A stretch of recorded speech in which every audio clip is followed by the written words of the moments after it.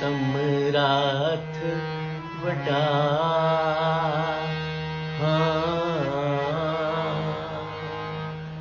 मेरी मत थोड़ी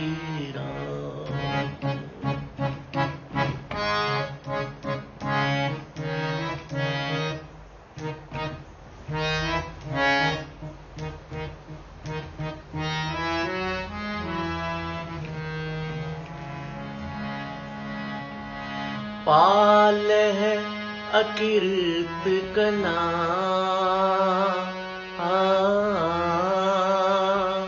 पूरन दृष्ट तेरी राम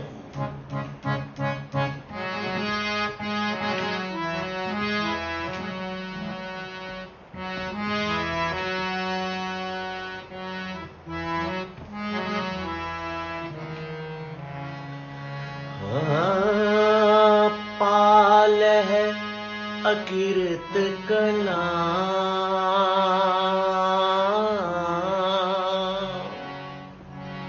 पूरन दृष्ट तेरी राम तू सम्राट वड्डा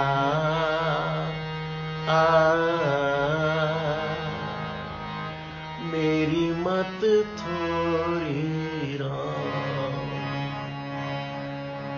तू सम्राट वड्डा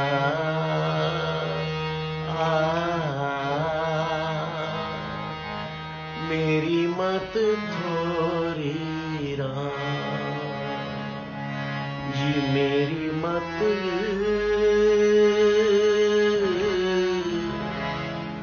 मेरी मत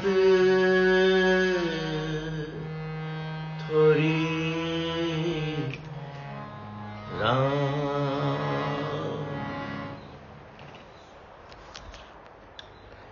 इस संसार विच कोई अपने बारे कह सकता है किसी नूं कि मेरे च ते मत ही कोई नहीं, मेरे च बुद्धि बहुत घट है, और कोई दूसरा तुहानू कह भी दवे कि तेरे च ते अकल घट है, तेरे च मति घट है, तेरे च बुद्धि घट है, तो कितना दुख लगेगा। या कह दे कि तेरी बुद्धि काम नहीं करती, अक्सर असी ये गल्लां सुनते हैं, तो कितना बुरा लगेगा हमें। पर इस शब्द में गुरु साहब, प्यारे गुरु अर्जन देव जी, पंजवें नानक अरदास कर रहे हैं कि हे समर्थ प्रभु,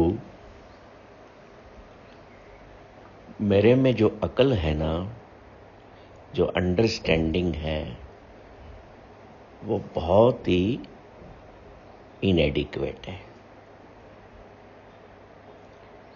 मेरी अकल, मेरी समझ इतनी छोटी है कि हे ईश्वर, तेरे जैसे विशाल, ऑल पावरफुल को समझने के काबिल नहीं है। ये पांचवें गुरु नानक उस ईश्वर से अरदास कर रहे हैं। क्या अरदास कर रहे हैं? कि मेरी जो समर्था है, तेरी समर्था के आगे कुछ भी नहीं है। तू इतना शक्तिशाली, तू इतना महान है। तेरी उस शक्ति को, तेरी उस महानियत को जान लेने की, समझने की बुद्धि मेरे में है ही नहीं। अगली पंक्ति में उस ईश्वर की महानियत, कि कितना वो ईश्वर महान है, कितना विशाल है, कितना सर्वव्यापी है, कितना सर्वशक्तिमान है, कि गुरु अर्जन देव जी कह रहे हैं कि ईश्वर, तेरी निगाह, तेरी कृपा हमेशा एक जैसी सभी पर बनती है, चाहे तेरे प्रति कोई अकीर्त कर्म ही क्यों ना हो। अकीर्त कर्म उसे कहते हैं जो जीवन में नाशुक्रगुजार होता है, अनग्रेटफुल होता है, ईश्वर को धन्यवाद भी नहीं कहता, थैंकलेस होता है, फिर भी ईश्वर उसकी पालना करते हैं। ईश्वर तुम इतने महान हो, आपकी दृष्टि, आपकी सोच इतनी महान है कि आप ये नहीं देखते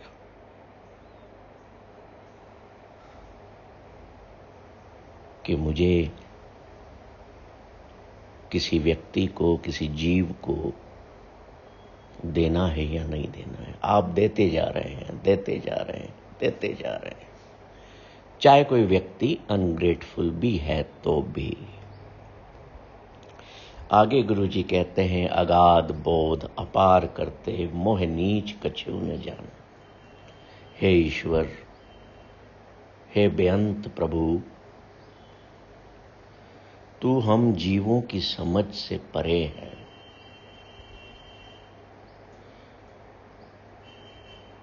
तेरे बाबत, about you, I know nothing. मैं इतना नीचा हूं, इतना नीच हूं, आई एम सो लोली। मेरी समझ वो है ही नहीं कि तेरे प्रति जान पाए कुछ। Your wisdom is so अनफेथोमेबल।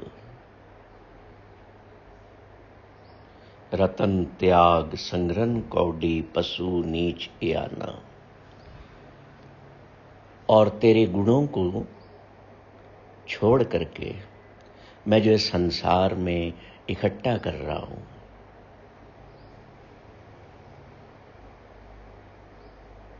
वो इसलिए कर रहा हूं कि मेरी मति, मेरी समझ बहुत कम है, डीम्ड हो चुकी है, इग्नोरेंट बीस्ट हूं मैं।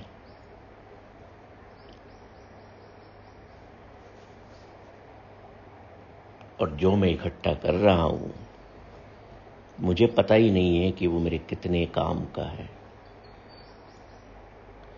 त्याग चलती महाचंचल, दोख कर कर जोरी, नानक शरण समर्थ स्वामी पैज राखो मोरे। हे ईश्वर, मैं संसार में दुनिया भर के पाप कर करके उसी करेंसी को इकट्ठा करता आ रहा हूं, उसी करेंसी को जोड़ रहा हूं जो तेरे और मेरे में सबसे बड़ी दीवार है, बाधा है, बंधन है। मैं जानता हूं कि ये जो करेंसी है ये मेरा साथ नहीं देगी। जो मेरी सोल करेंसी है, जो मेरा साथ देगी, मैं उसको इकट्ठा नहीं कर रहा। तो अंत में वो अरदास कर रहे हैं, प्रार्थना कर रहे हैं कि I have kept that which forsakes me and is very fickle. O lord, I am at your sanctuary, please preserve my honour. Nanak शरण समर्थ स्वामी पैज राखो मोरे। मेरी इज्जत, मेरी लाज, हे प्रभु, नानक आपकी शरण में आए हैं। मेरी पैज, मेरी लाज, मेरा ऑनर आप रख लो।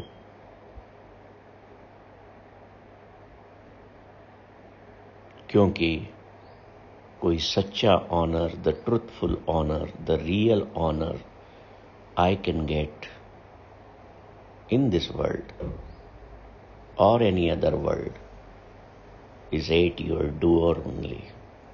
आपके दरवाजे पर, आपके द्वार पर ही मुझे सच्चा मान सम्मान प्राप्त हो सकता है। अन्यथा ये दुनिया के मान सम्मान तो सारे झूठे हैं।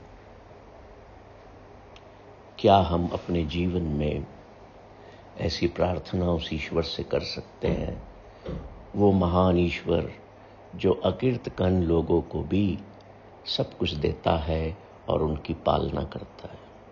सोचिए इस विषय पर और अपने अपने जीवन में उस ईश्वर के महान गुणों को उतारना शुरू करिए। तभी ईश्वर के द्वार पर हमें मान सम्मान मिलेगा। सत्कर्तार।